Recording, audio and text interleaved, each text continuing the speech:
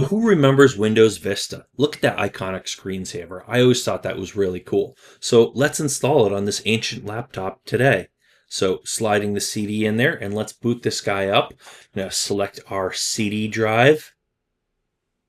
Now this laptop is pretty ancient. Now gotta actually press a key for it to boot from CD, like we used to do in the olden days.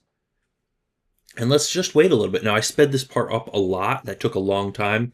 A lot of these parts where you're just waiting, I sped them up. Now, we're going to select our language.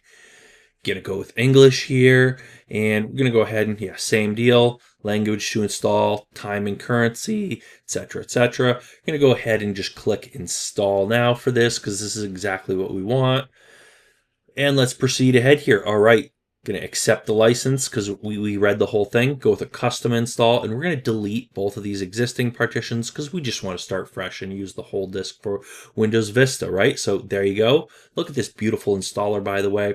Windows Vista, I don't know, gets a lot of criticism. It had issues. Now, obviously, I sped past this part a lot.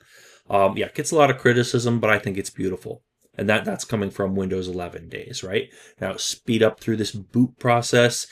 And that's going to bring us right here where we are going to go ahead and put in our name, our password, and we're going to select an image. It's optional, but I like to customize that, and I'm going to give myself no hint for the password. And we're going to go ahead, select a background, and then go back to the default. Go ahead and continue on with the rest of this stuff, time zone, stuff like that. Notice it thinks the date is 2005, even though it's 2025. So it's 20 years behind, and there we go.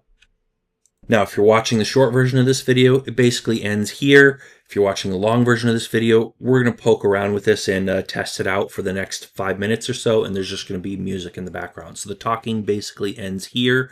So yeah, anyways, remember to hit that subscribe button if you like watching videos about ancient tech like this. We also do modern tech, electronics, hardware, software coding, all sorts of great stuff. So make sure you're subscribed, but that's it for today.